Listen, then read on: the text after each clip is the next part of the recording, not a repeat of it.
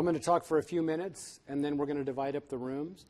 So how many people here are interested in physics or electronics? Yes. Are there any economists here interested in economics? Okay, great. So we have some people for each session.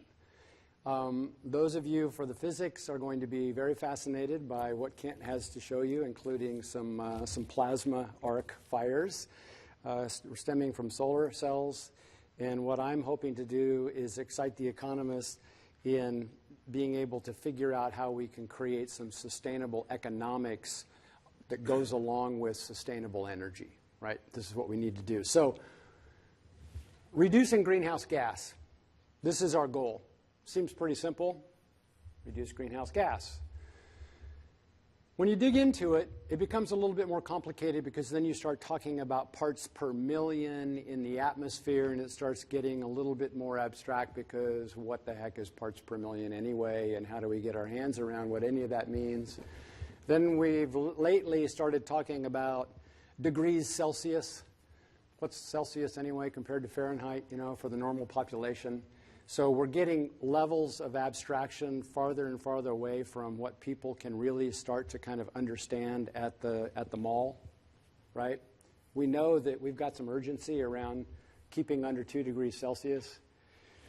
We now also know that we're starting to track tons of carbon into the atmosphere, and business as usual back in about 2005 looked like we're on a trajectory to inject about 2 trillion tons of carbon into the atmosphere if we didn't do anything about it, right? And then all the scientists come along and tell us that, well, if we do that, that we're really toast, and we've got the capacity to do that that's in the ground, but we dare not burn more than about 0.5 trillion if we're going to stay under 2 degrees Celsius, right? So then that starts creating all kinds of, you know, International Panel on Climate Change, all these different what are called representative concentration pathways for carbon, right? So if this is unsupportable, then we need to start planning on how can we drop this curve back down into something that will support life under 2 degrees centigrade, right? So why are we not getting there? What's the major pushback from society and even the government on executing any of these pathways? Costs too much money, right? It's going to wreck the economy. In the history of money, the largest corporations on the planet are the corporations that are dealing with fossil fuels.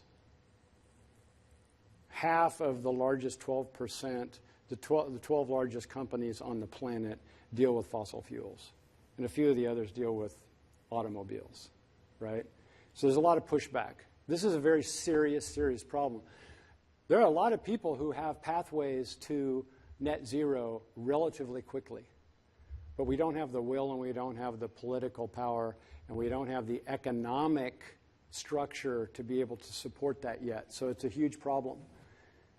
We have what's called the tyranny of the or currently. We're currently working on either or.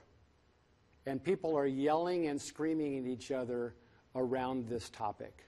And so what we'd like to do by getting a whole bunch of really smart people in the room and thinking about it is, of course, change the tyranny of the or into the power of the and. This is going to be possible to do as we move forward and as we start understanding the economic value of saved energy, because we're talking about trillions and trillions of dollars, right? We have to figure out a way to be smart about monetizing that. So the industry that I come from is architecture and construction. I spent the last 30 years designing and building buildings, mostly without regard for energy, until I woke up in about 2003 and started realizing that we've been building buildings that look more like a cardboard box than a thermos, right? But the building industry woke up in about 2005, and this is U.S. building operations. Since about 2005, this is business as usual. But the building industry, the architects and the builders around the world have gotten very, very interested in reducing the amount of energy that's projected to be used in the building sector. Because we know that on average, 50% minimum of the energy being currently used in buildings is wasted based on current technology. That's 50%, right?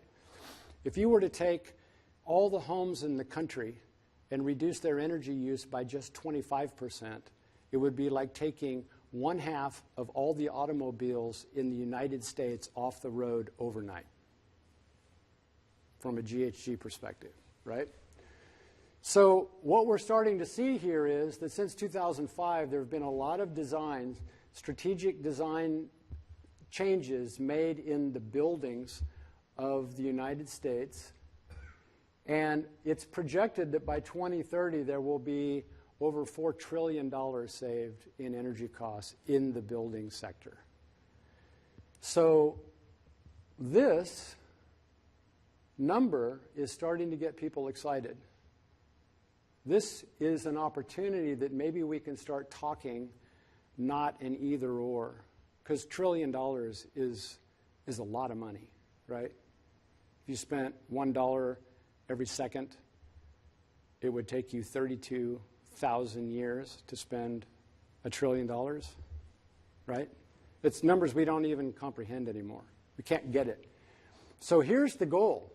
We need to get from here where we are here down to turn this curve in terms of energy down as fast as possible. And that's where we can save more money.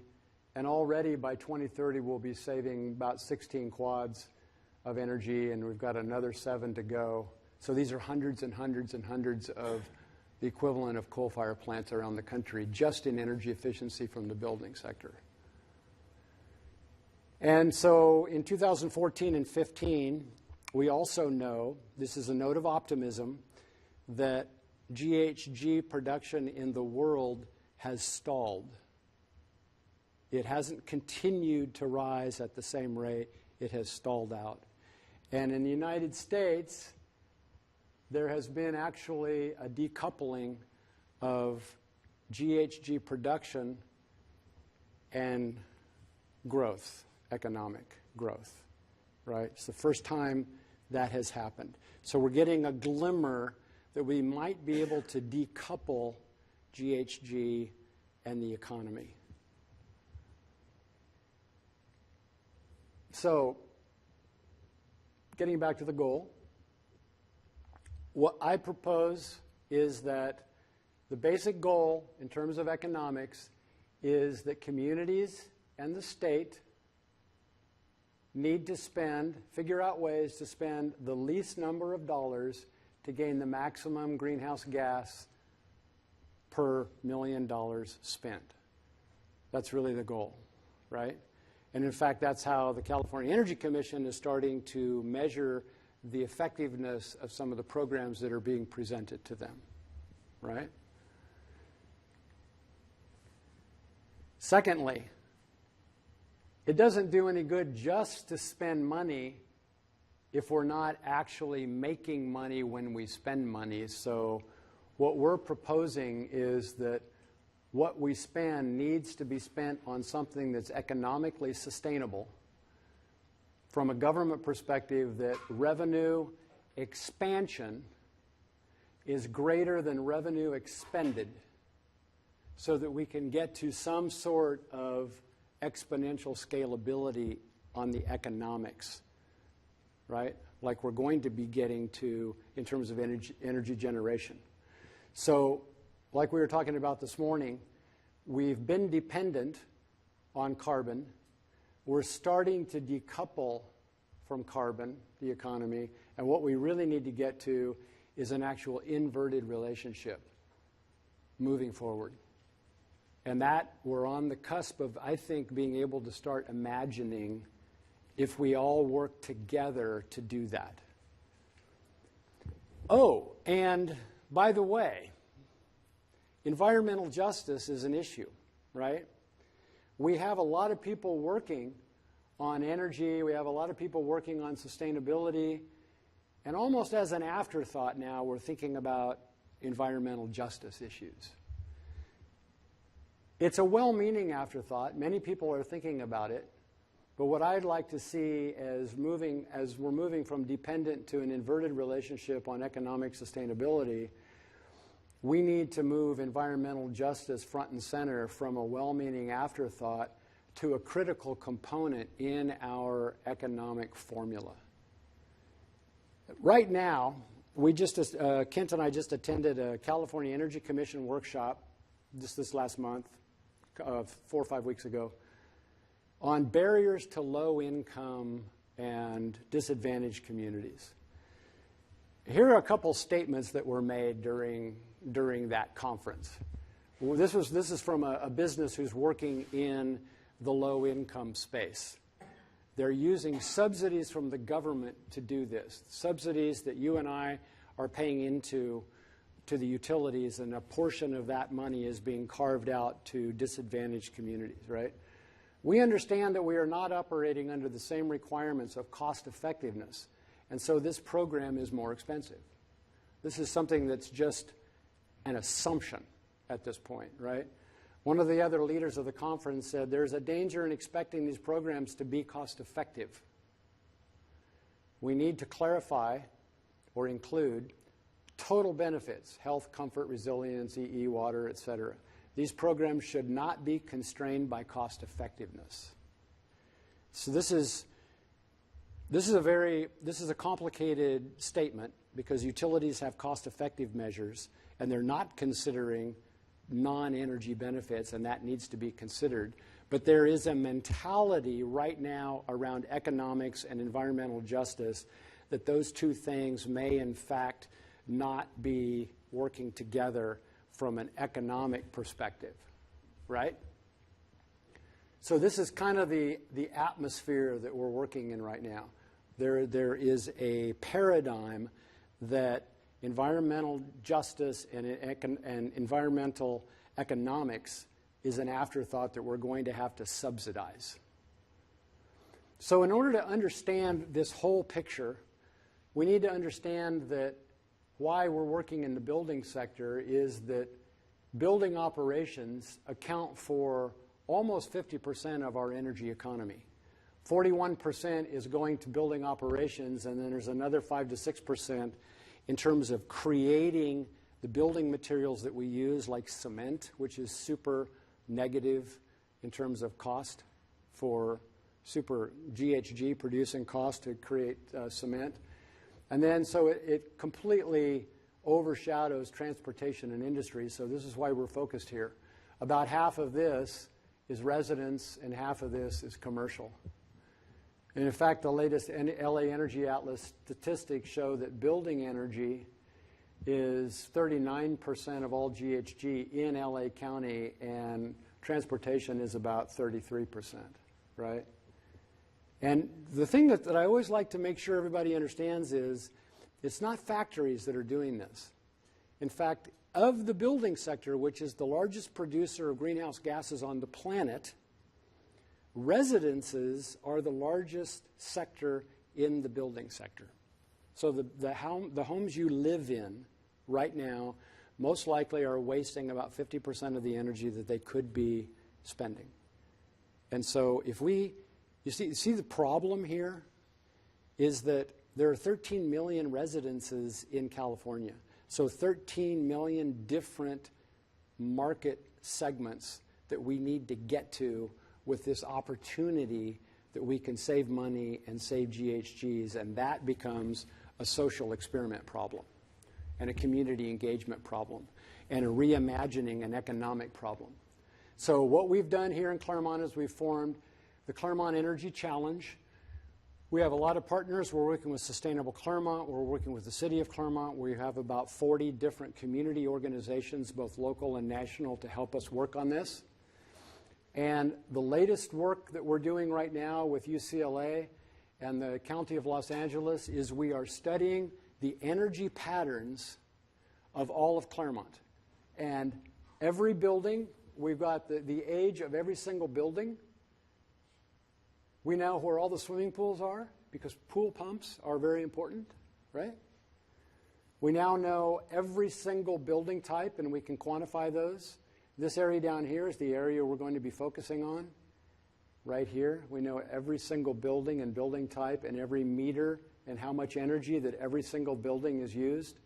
We're also now focused on trying to discover what the solar capacity is for that whole section of town so that we can match how much energy is being used and what the solar capacity is to help offset that energy use.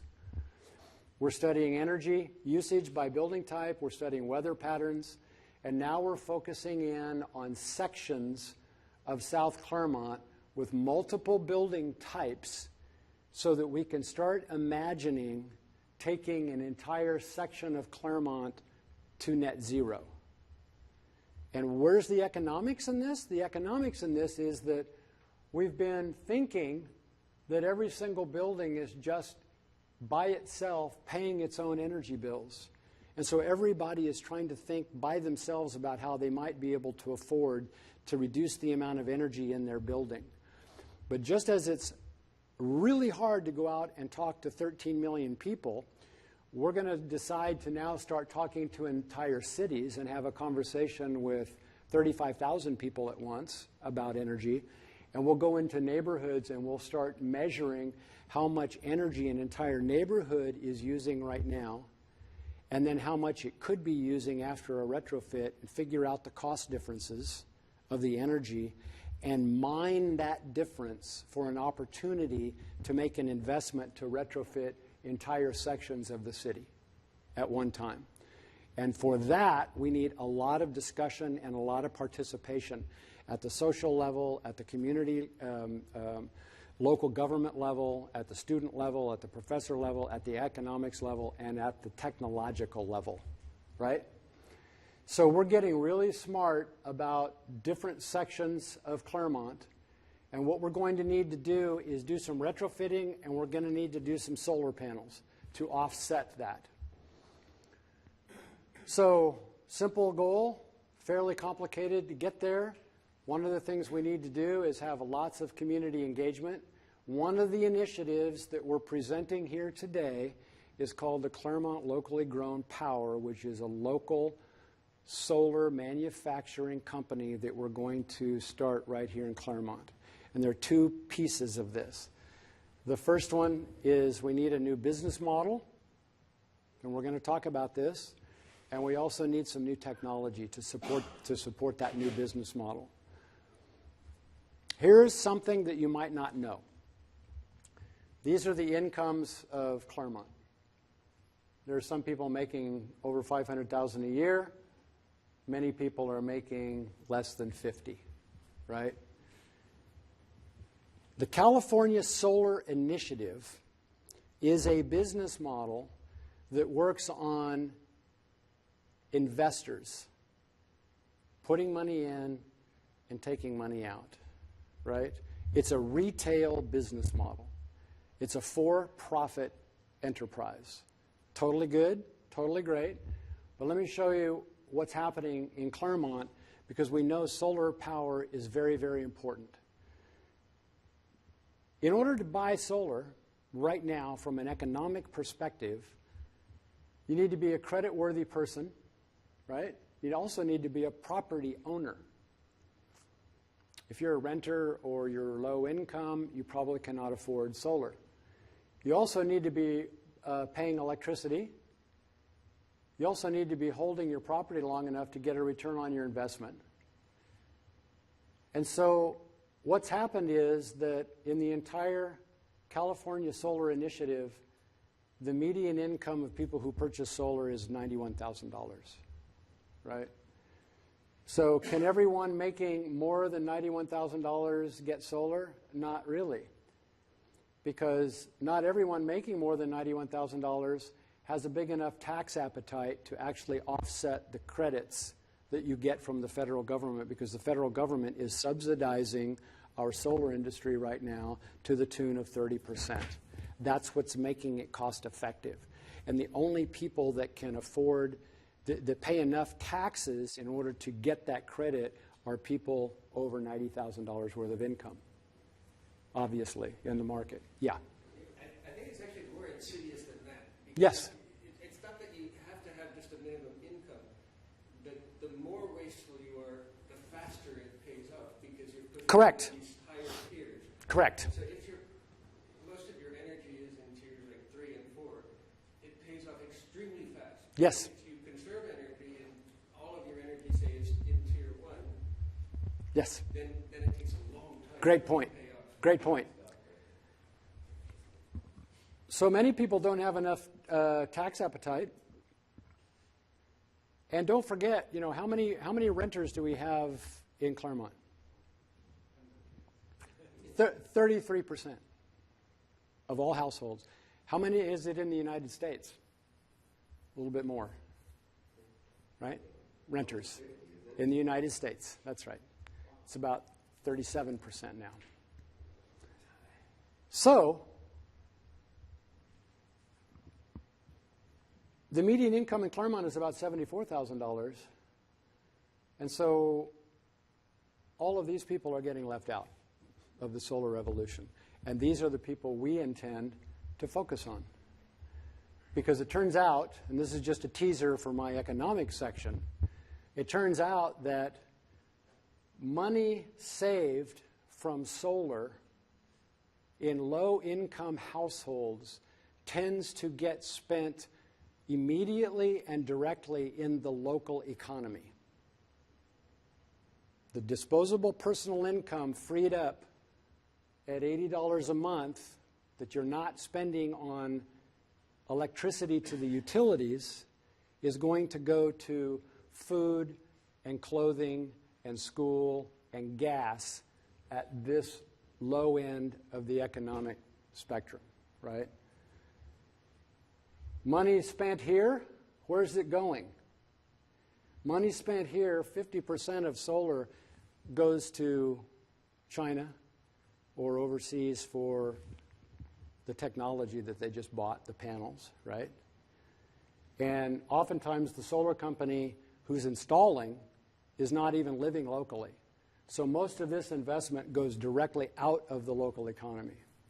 So what we'd like to do is create a factory that employs local people and does it through a nonprofit structure that dumps money back into the local economy.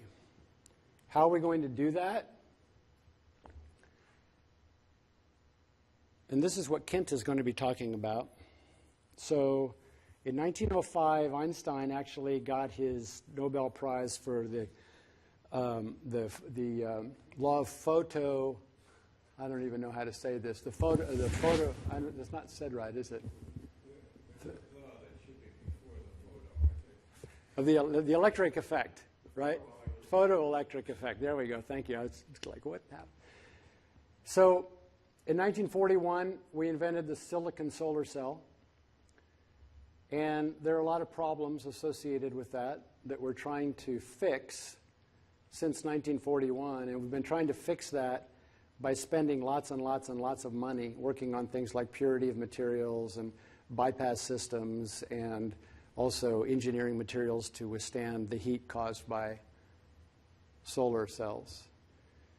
So what Kent has done is he's figured out a way to reduce the heat, the buildup and reverse bias in solar cells, and has solved a lot of these other problems.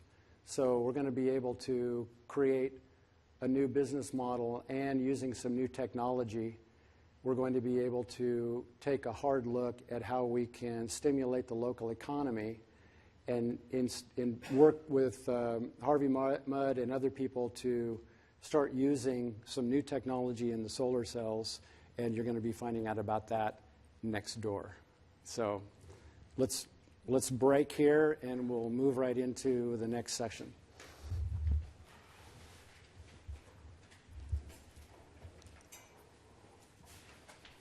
Devon, I have a question for you.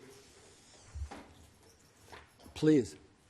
On your projected, say, you said you can save someone average like approximately $80 a month, right? They can save that. So you're looking at for every 1,000 homes that you convert, you're basically putting $1 million back into the economy every year. I was just doing the calculation right now. Yeah, the calculation is $83.06 per month per household. So every 1,000 households, that's $1 million put back into the local economy. That's exactly right. That's incredible. That's We're planning on. That's on a yearly basis. That happens. That's a yearly basis. Yes. Yeah, no, that's exactly right. We're planning on 6,000 households, so that's it actually comes out to $6.5 million a year. Yeah, I just put it in my head. Yes. I'm looking at with 1,000. So every year once again it's a recurring revenue because they're saving that money every year.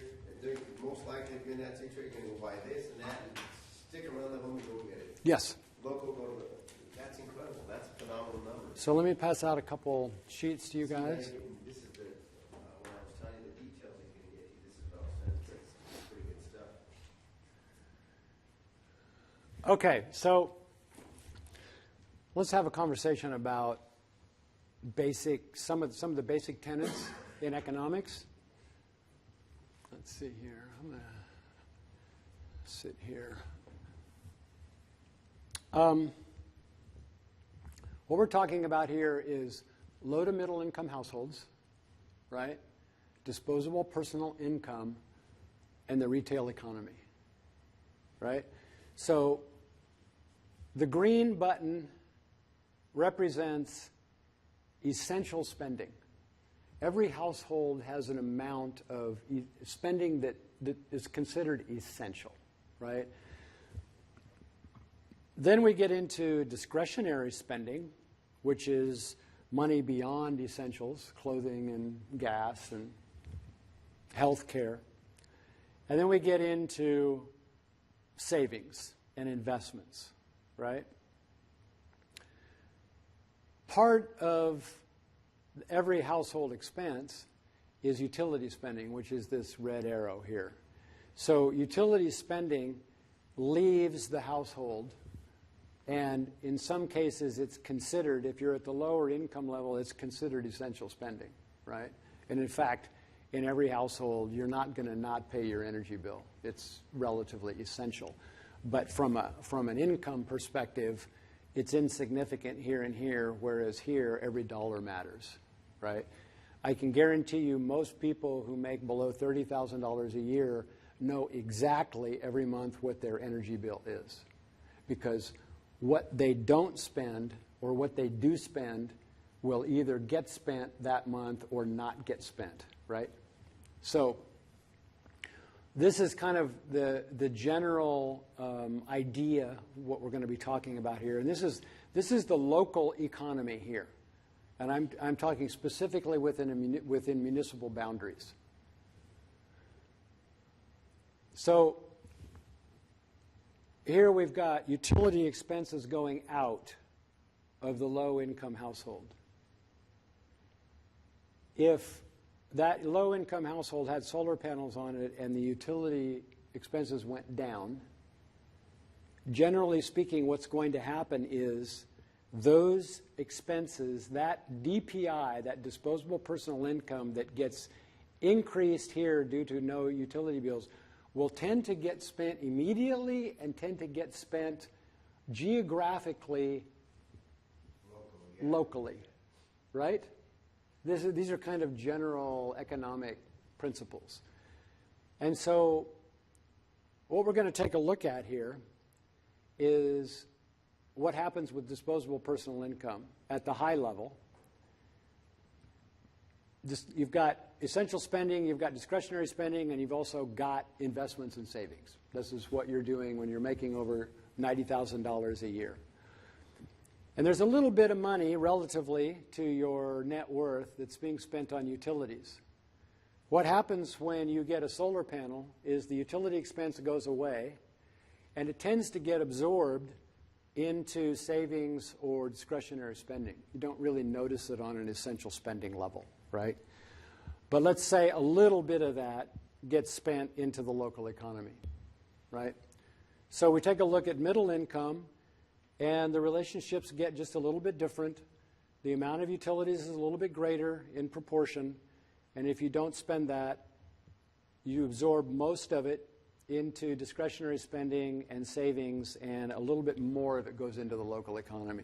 But when we get down at this point here, what we discover is that almost 100% of it goes into the local economy. And then what starts happening is that as the local economy grows, it actually starts supporting these people at the other end, right?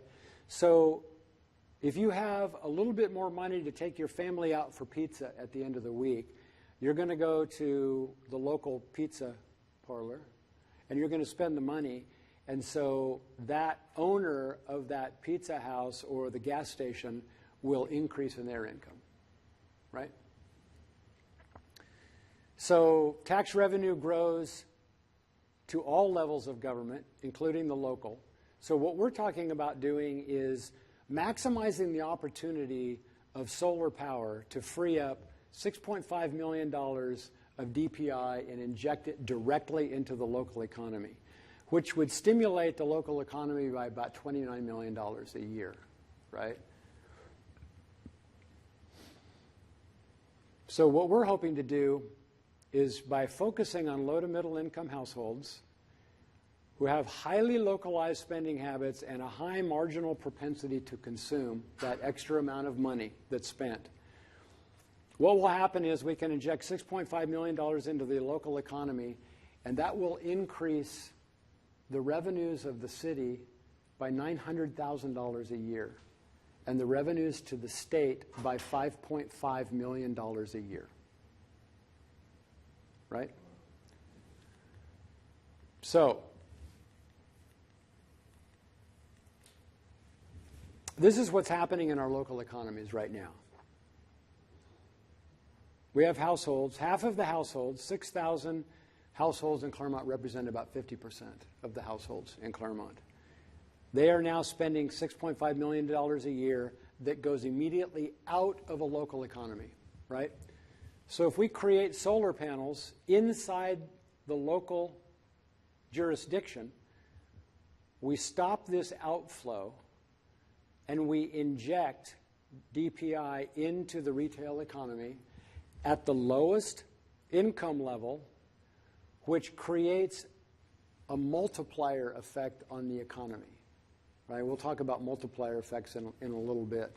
There's a higher local regional stimulus impact at the lower level than at the higher level, and so the multiplier increases as you go down the income level, right, for local stimulus. So if the state or the city were to be involved and fund $1 to help support locally grown power, and locally grown power were a nonprofit, and put all of the resources and the profits back into the product and the local community, and not take it out of the community as an investment, right? So we don't need Washington, people in Washington or New York City investing in our local economy. If we invest locally, or the city or the state does, then based on the multiplier effect and based on the regional input-output models from economics, we show that there would be a 2-to-1 return to the state over a 10-year period, which creates what we call the virtuous cycle, right? So what we're talking about here now is kind of a new equation about how to look at things from a public investment perspective.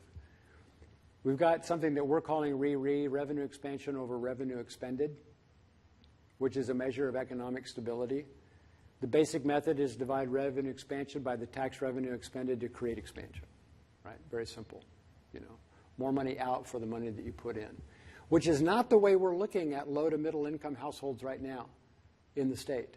We're looking at it as an opportunity for subsidy, right, out of the goodness of our hearts.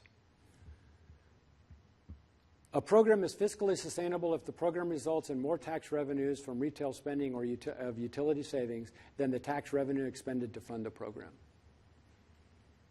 So, you guys have a worksheet in front of you.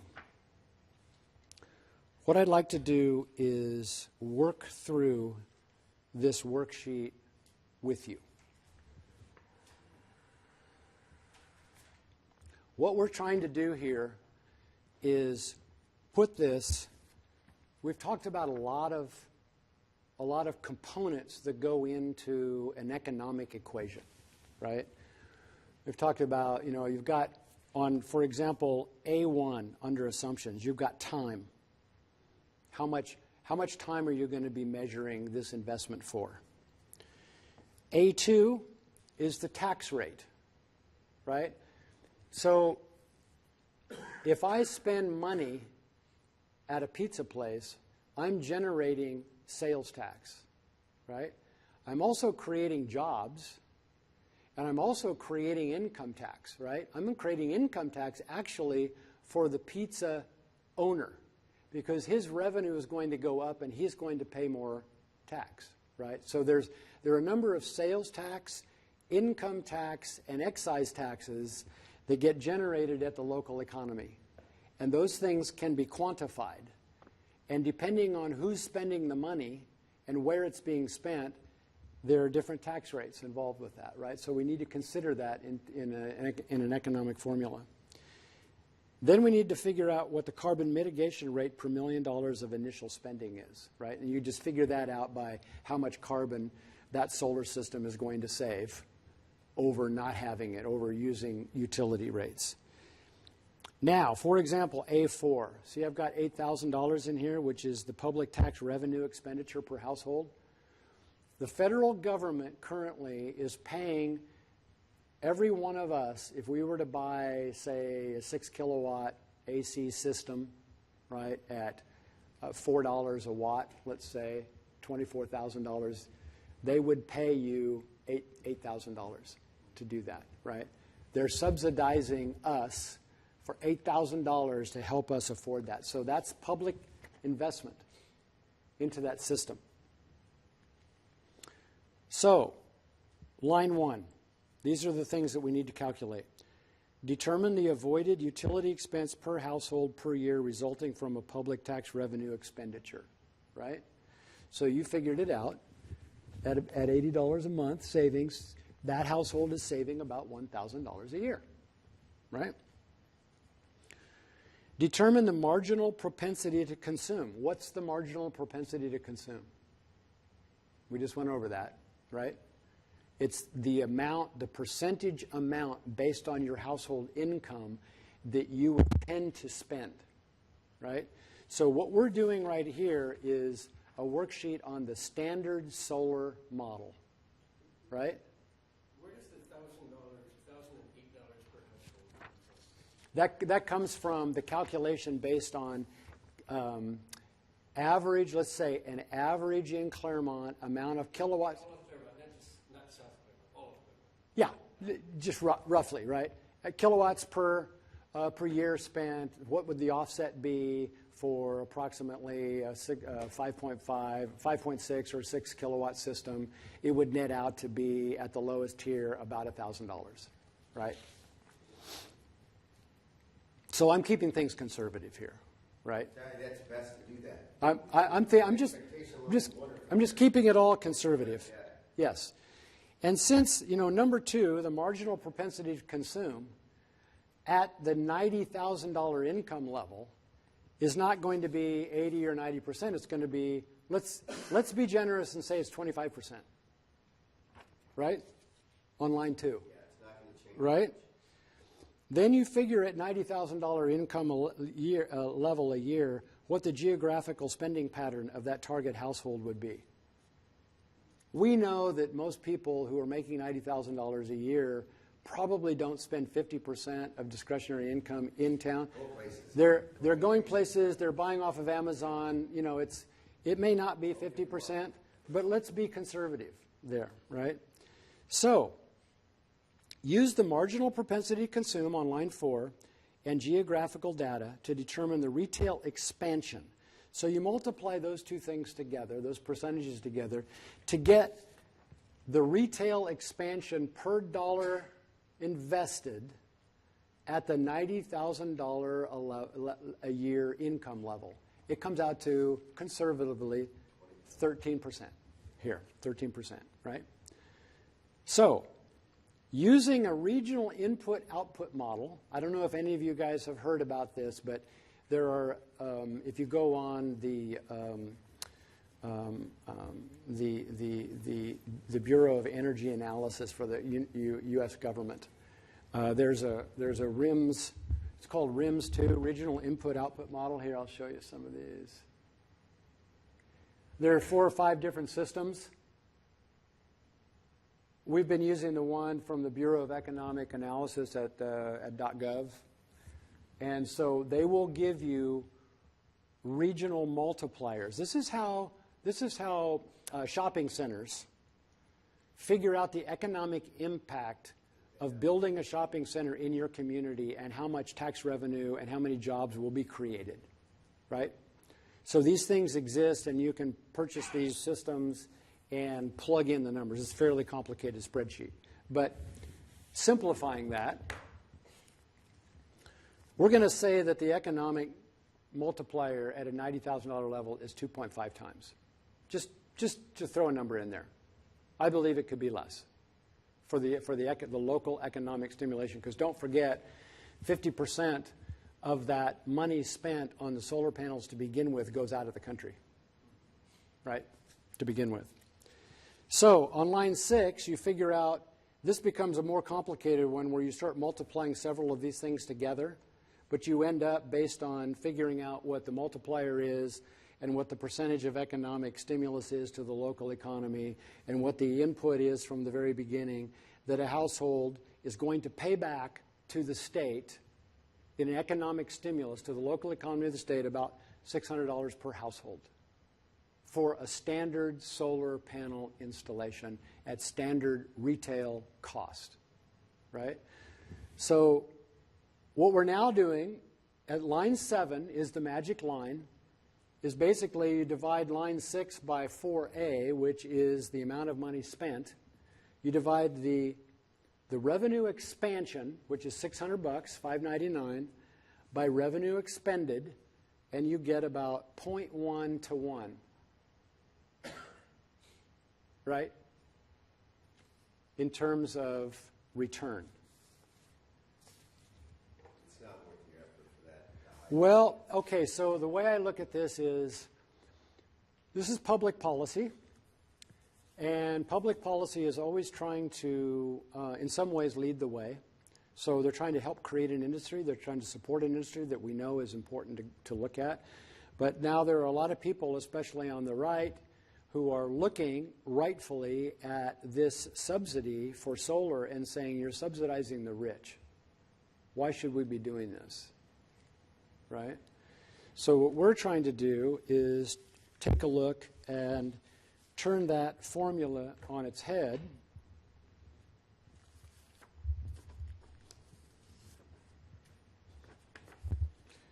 With Claremont locally grown power.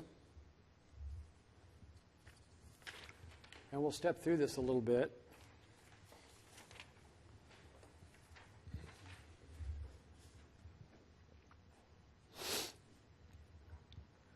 So let's start at A1. Let's say 10 years again, right?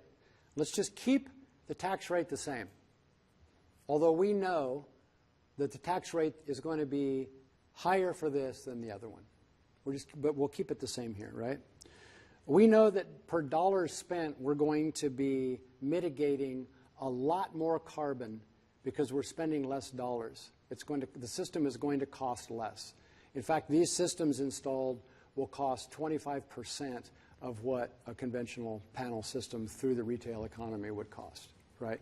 We believe we can put panels installed on homes for $1 a watt. Installed. Including the construction to install. So that means that the public investment, rather than $8,000 per system, would be $3,900 per system. It would still save the same amount of dollars per month, right? We believe that the marginal propensity to consume by focusing solely on low income and rentals will go up to about 95%. But once you start multiplying everything together, everything kind of comes out on the wash. Call it 90 if you don't believe it's 95. Call it 80. There's ways to figure these things, right? The geographical spending pattern is probably 90%. That's what most economic models show at that income level. So using those two multiplied together, there's an 86% amount of investment that gets injected into the local economy as compared to the other one, which was 13%, right? So what we're showing here is that when you step back and you start doing a sensitivity analysis over each one of these line items, you start seeing that the low to middle income plugged into this formula is a massive economic stimulator, and without it, we may not be able to get to sustainable economics, right? The regional economic input-output model is probably more than 4.5 times in terms of the multiplier, but we're keeping that fairly conservative. And so when you multiply all that together in terms of what you invested to what you get out, we're actually producing $7,000 out for the $4,000 in, right? So your ratio is 1.9 to 1. That's where you almost get 2 to 1, right? Input to output. So this is also interesting. When you take a look at the curve, the standard model, after 10 years of funding, you will have retrofitted 10 houses, and you will require to reinvest for the 11th house, right? So on this model, we have 2 times the GHG mitigation. We have 2 times the households served, less than half of the public expense, and there's also no financing and debt drain on the households.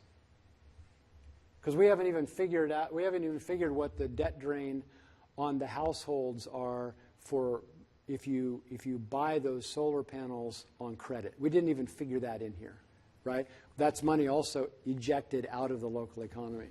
So what's happening here, the slope of this curve gets very interesting, right? Because what happens is this slope now after 10 years is such that if you stopped funding after 10 years, this slope would continue to increase. Yeah. Question.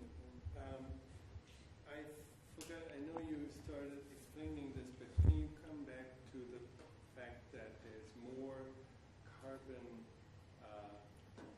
more GHG saved per dollar invested in a low income setting? Yes. Is that linked to the price? To the price of the panels. Okay. Correct. So basically, yes. In each household, it's not that they're more wasteful at the low income level. So that's just the price of the purely the price of the systems installed. Okay. That's the difference between $4 a watt and $1 a watt. Right. Yeah. How do you get from $4 a watt to $1 a watt? Okay. So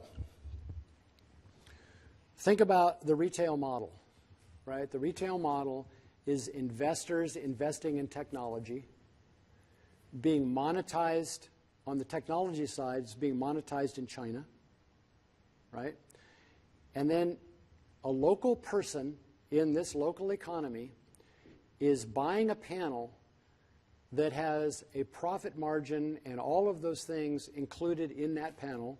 Then there's a company in the United States like SolarCity or any other great solar installation company who is designed to purchase and install solar systems on the same investor model. They're looking for maximum profits, and those profits are not generated locally. So if we take all of that and say, let's not work, thank you, let's not work on an investor model, let's create a nonprofit structure in a local economy. Let's use some very sexy new technology which will help us reduce costs, right? Because we're thinking what we've got planned on in here is not A-grade solar cells, but B and C grade cells, because we don't now have to engineer any longer for reverse bias in the solar cells, right? So all these cells that are being shunted and sold on the secondary market, we can pick those up for pennies on the dollar compared to A-grade solar cells that all the people in China are trying to push, because they're trying to, through purity of solar cells, work around the problem of reverse bias in the solar panel, right? Well, that's what I understand. But suppose even if the panels are free, how does $1 get it on somebody's roof? $1 per watt. Dollar per watt. So the cost of creating those panels drops by half. Let's say it drops 100%. I want to say something. The dollar, because that's something that in America, from an American perspective, seems totally unrealistic. When you think, but I come from Germany. Cost of installation it's much lower. is not just much; it's so much lower, and there is no real reason, because it's not non-profit; it's for-profit in Germany too. The people who put it on the roof, And the wages are probably higher. and they have very high salaries. Yeah, and it's super regulated. Everything unionized, whatever. That's not the reason, but there is a reason that the installation costs on average are so much higher. And that's really where a lot of what I would call low-hanging fruits. You think about putting 6,000 solar systems on in a contiguous area in Claremont in 2.5 years. So the cost of labor right now is we're putting on one solar system in Laverne, and then that company goes the next week and puts another solar system on in Anaheim, and then the week after that they're putting another solar system. So we're going to be strategic and work through the city to figure out how to put solar systems on a block a week using cranes and very sophisticated engineering of labor principles to reduce the amount of effort and the amount of time necessary to install these panels. So that's how you reduce cost efficiency by time and effort and man hours, reduction by putting together these plans, these high noble plans where you're going to go and attack a whole massive area versus one here, one there. Yeah, one there. yeah. I mean, so It it starts multiplying the effects from reducing costs of the panel itself, using local labor, right, and then also doing efficiency in terms of installation. So the numbers all work. In fact, we believe that $1 a watt will be will beat that. No, hold on. I don't know. I'm trying to get my head around it because, okay, say the panels are free. Say the labor is a quarter of what it costs normally on houses. Well, then it would cost 50 cents a watt to install. Well, then you still have inverters. No, I'm including the inverters In what? in the installed cost. Right, but how, okay, how much are you paying for inverters and say the racking equipment, the wires, the balancer system, all of that? To get that under $1 or what? I mean, Yeah. I'll sit down and show you the spreadsheets. Yeah, it starts working out very nicely, actually.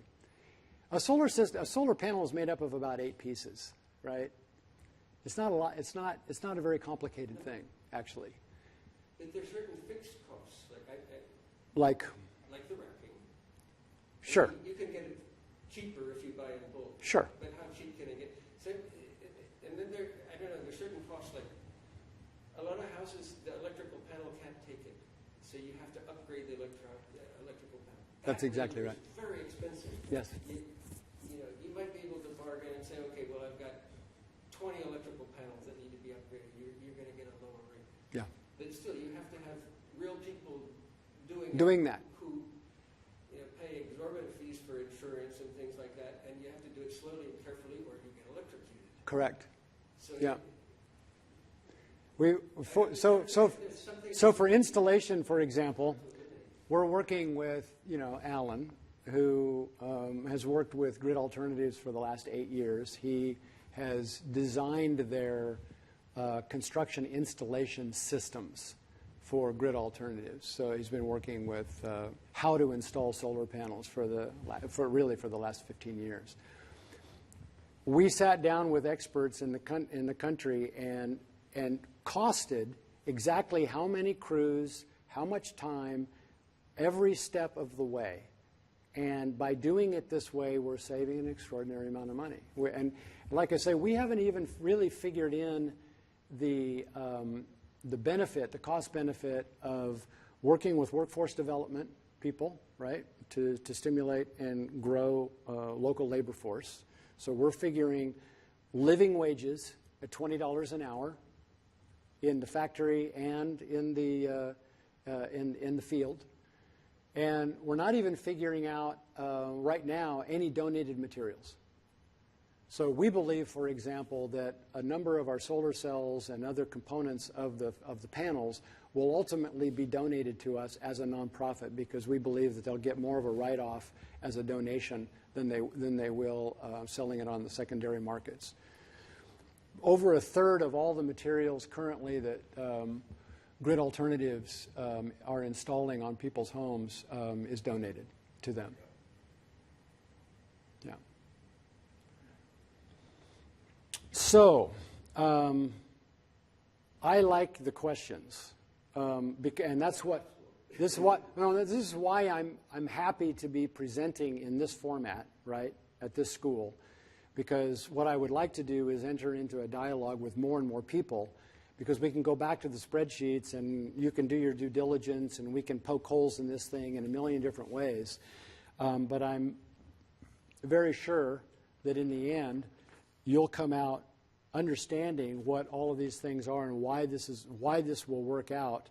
And then we'll have more people being able to communicate this to the world, because we're having a hard time. It's a very complicated discussion, both on the technological side and the economic side, to be able to switch people's mindset around on this. And usually people only either understand one or the other.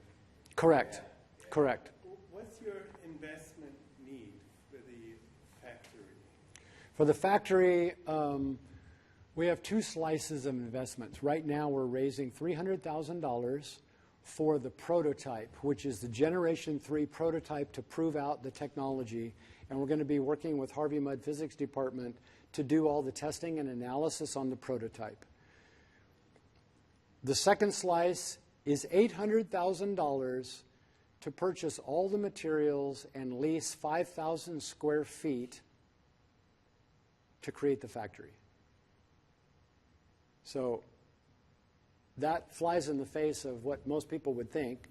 We only need 5,000 square feet, which is a couple house size, and we need about $800,000 to purchase the required materials and machinery to do the first installations. And then we're starting right here at Harvey Mudd to start training students on how to solder solar cells. They're going to be developing the protocols to teach people from the local community how to solder solar cells and how to solder the electronic components in the back.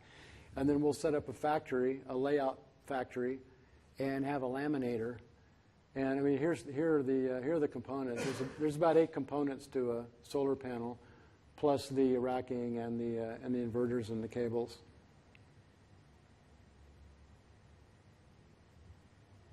So technology can be built, this kind of technology can be built at a higher quality by hand than with machines, and it can be done locally.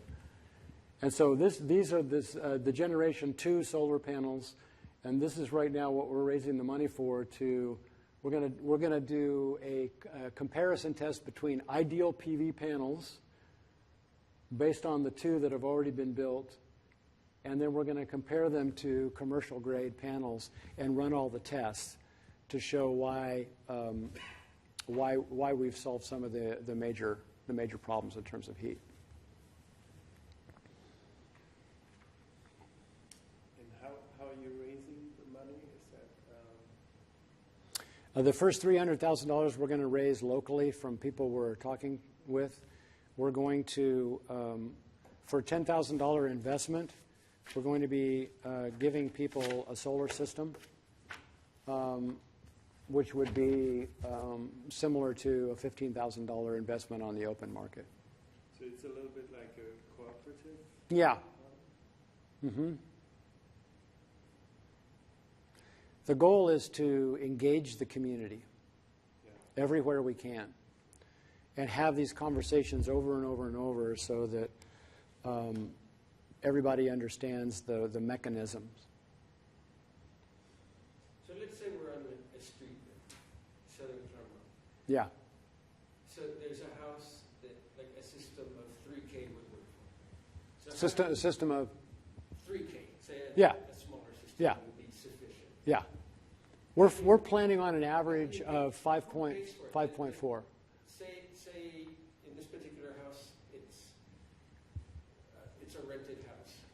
So who's going to pay for it? If the So like, if it's $3,000, but where's the if the state invests $3,000, let's say $4,000, the state of California.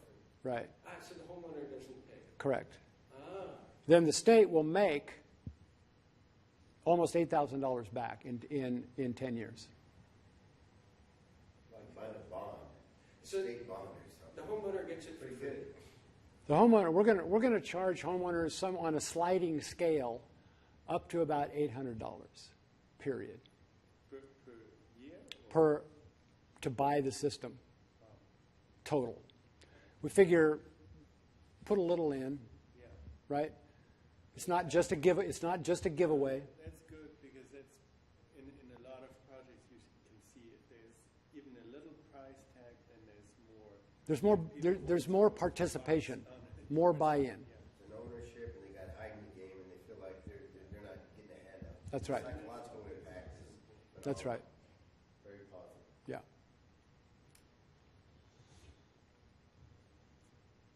The other way to look at this, and there's a number of different economic models on this. Coming back to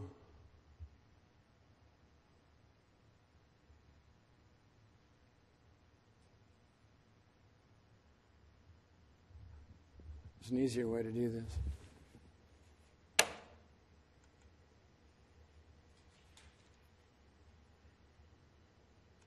Coming back to this.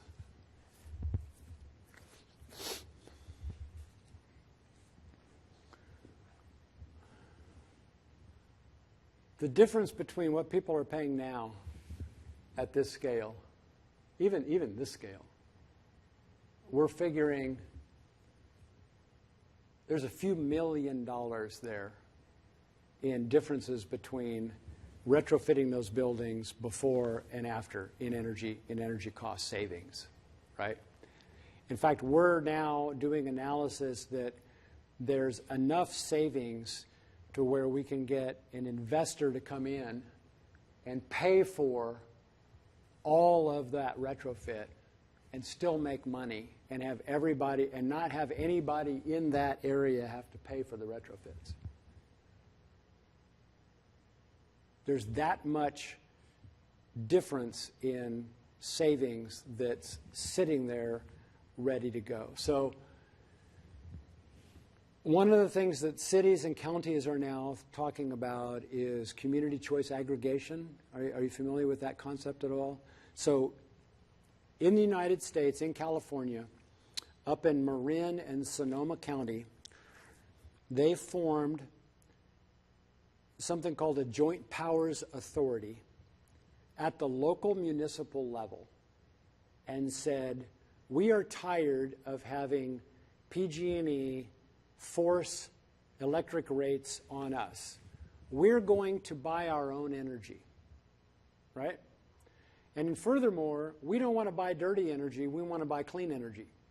So they formed what was called a clean choice energy Joint Powers Authority took the control of purchasing energy away from the utility, still get their grid support from the utility, but the difference in price that they could negotiate in purchasing and the difference in overhead and operating costs of that joint powers authority compared to what the utility was charging is enough to free up capital to do investments in their local community in energy. So one of the things we're considering here is Claremont becoming a community choice energy operator. There's a number of people, a number of cities, especially along the coast right now, that are aggregating together to form these CCAs, right? And so that's another level at which we're going to be kind of studying the economics of this so that the city can take a look for the good of the entire city and start doing some investments at their own local level. Much more cost effective if you can just build a small, solar park. So you're not installing it on everybody's roof. Correct. Correct. So that's one of the things we're studying here is, for example, there's a lot of solar potential here. What is that? That's a school, right? And up here, there's commercial buildings like crazy. So we're mapping all of the parking lots and all of the potential solar space in South Claremont. This is maximum solar potential. So you're looking at like square footage and the ceiling space, like square footage? Roof space. Yeah. And so this is actually not a very detailed map because we can't actually show it to you. Yeah. But at UCLA, 3 stories underground, we're looking at maps that show to the square inch every rooftop and what the angle is and what the tree shading are, and it's mapping by satellite all of the solar potential in the city of Claremont.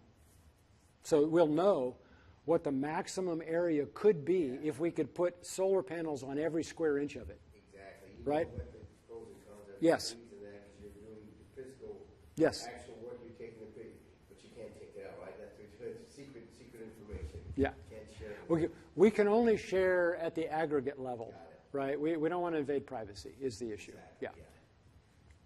That's phenomenal. That's So very it's this kind of conversation when we've got so much potential. McKinsey and Company was saying that there are trillions of dollars to unlock in terms of energy efficiency in the economy. And now I think we're having the kind of data collection, the kind of technology, and the kind of will to be thinking about this collectively to where we can unlock some of this potential.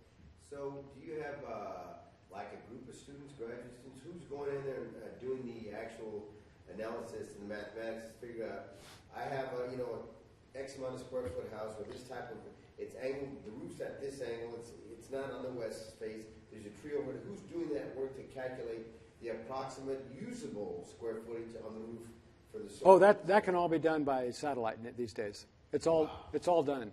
So they do It's the all done. calculations and all that? It's all done. Wow, Yeah. that's pretty Yeah. That's all done. Ultimately, when you go to put a solar panel on, you need somebody to map that. Oh, no, But yeah, that's what I've done. one of the things that is being used in Europe right now, and we're looking at that, is architectural mapping using drones. So we could go fly the drone over the house and take the exact architectural measurements, including vent pipes and solar panels and chimneys, and have exact measurements drawn so that we could take that and use that on the plan for the building permits. Right. So we don't have. All of that's available. What's that? It's all available. Yeah, it's all there, ready to do You it. don't need drones or anything. It's done. You just in terms of the satellites. Yeah. can show Yeah. you Good. on my computer. Perfect. Does that also Perfect. calculate the square So you footage? can calculate slope and everything. I can calculate for you the difference in moving the panel 1 inch east. Okay. Nice. From the satellite. From satellite. Okay. Perfect. So it'll show vent pipes and yeah. It won't tell you how totally, yeah, but it's there. You see it. Oh, Yeah. You can, That's very cool. all of that. Okay, Yeah. very cool. You can look at like the type of tree and how fast it grows and all of that. Good, okay. So, That- yeah, is that we what need you use? to talk, yeah. Yeah, you use that, right? Yeah, on every house we do it. Okay, yeah, okay, good. We need to talk then. So you work in solar? He's solar guru. Well, he's very well known in this town for doing high quality solar, right? At extremely good prices. So yeah, I'm happy you're in the room. But you have to help us to get to $1 a watt. That's where we have to work together. Perfect. Yeah, perfect. So will you be part of this, or? No, I'm not to do. I'm hoping Yeah. we need everybody that we can get. Yeah. Like one thing that I've been studying that might be useful, like over the last year, I've been studying a lot. It comes down to what the cost of solar depends so much on how you finance it and on tax regulations and so on. Yeah. So there are ways of harnessing the tax benefits for commercial solar. That Yes. It just pays for itself, and then. That's worked into this model. When Yeah. it comes to nonprofit, Yeah. there are ways of doing it. That's worked into this model, plus the harvesting of carbon credits as well. So we're harvesting all of the depreciation and tax from the federal government, and we're also harvesting California carbon credits. I put together a model like for Harvey Mudd, where they pay the lowest rates at the colleges and all of Claremont for energy. They pay the 10 cents a kilowatt hour. And Across the board? yeah, for all the colleges, it's about 10 cents per. For all the colleges? Right. So Okay. commercially, it's hard to compete with that. Correct. Um, Correct. But you can find a way for the federal government to pay 65% of the cost. And then, so even at 10 cents a watt, Yes. it comes out to be free Yeah, yeah, after a very short period of time. yeah. Yeah, because of the subsidies. That's right. Yeah. Yeah. So if you have like a for-profit spin-off to what you're doing, then you can get to the point where you're only paying 35% of the real cost. Because of production tax credit? No, because there are two types of tax credits that you have to harness, and that you can't do as a nonprofit. No. Or Correct. household. So you can be a nonprofit, but you need a for-profit. No, we have the for-profit entity who's harvesting all of that, purchase the systems from us, and then give them back to the owner when they're done. Right. That's worked into the economic. That might not be in the white paper. That's worked into the model.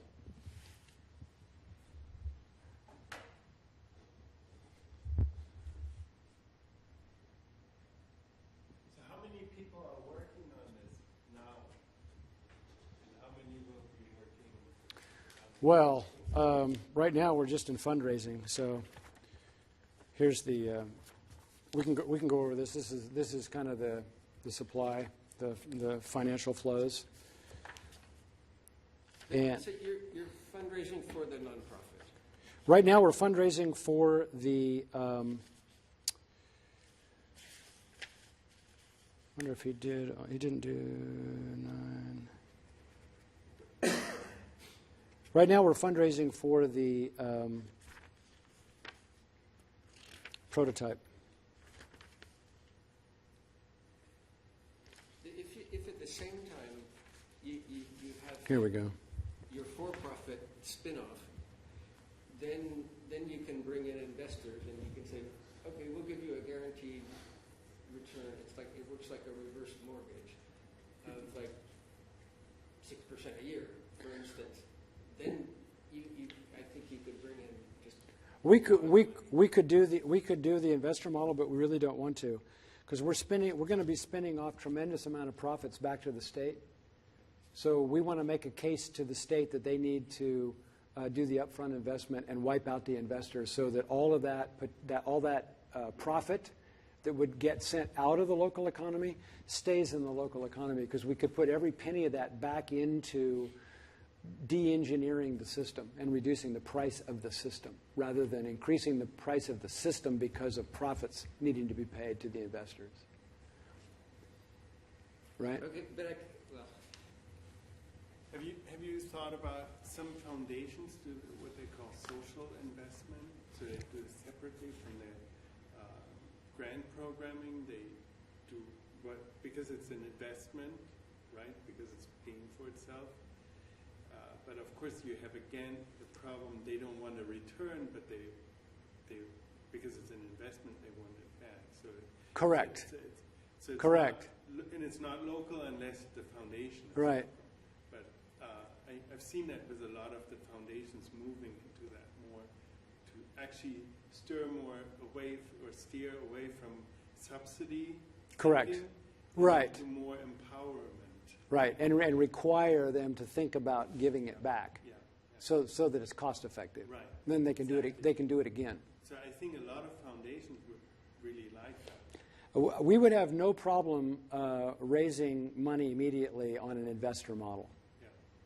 No, absolutely. right? Yeah. Or having to pay the money back. What we're suggesting is, the state pays money in, they'll get twice back, Right. because they're going to make it no matter what. Yeah. As long as the investor model, as long as we minimize the investor model and maximize the local shock to the economy here, right? The city makes money and the state makes money immediately because of the magic of DPI.